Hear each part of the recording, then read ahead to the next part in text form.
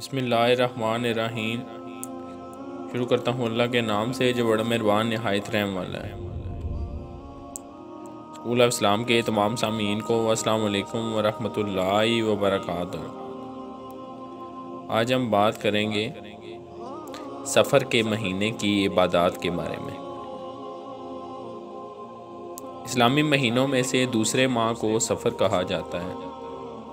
लगवी एतबार से इसके मेनी खाली के हैं, चूँकि ये महीना माह मुहर्रम के बाद आता है। महबूब खुदा सल्लल्लाहु अलैहि वसल्लम की बिहसत से कबल माह मुहर्रम में जंगे हराम थी, मगर जब सफ़र का महीना आता तो अरब जंग के लिए चले जाते और घरों को खाली छोड़ जाते थे, इसलिए इसको सफ़र कहते हैं। ये महीना नज़ूल बला का है। तमाम साल में 10,80,000 बलाएँ नाज़िल होती हैं। इनमें से 9,20,000 ख़ास माह सफ़र में नज़ूल करती हैं। चुनाचे हदीस शरीफ में आया है कि जो कोई माह सफ़र गुज़रने की खुशखबरी सुनाए, मैं इसको बहशत में दाखिल होने की बिशारत दूँ। अब इसकी इबादत के बारे में बात करते हैं।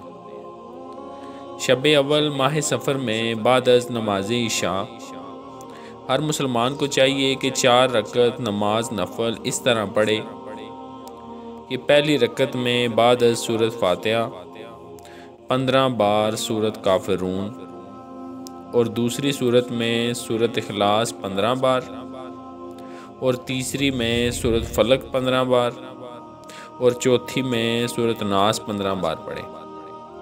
बाद अस्सलाम के एक बार इय्याका नअबुदु व इय्याका नस्तईन कहे, फिर 70 बार दुरूद शरीफ पढ़े तो अल्लाह ताला इसको हर बला और हर आफत से महफूज रखेगा और सवाब अजीम अता फरमाएगा। अल्लाह ताला की ज़ात हम सब को इस पर अमल करने की तौफीक अता फरमाए। सवाब की नीयत से वीडियो को लाजमी शेयर करें।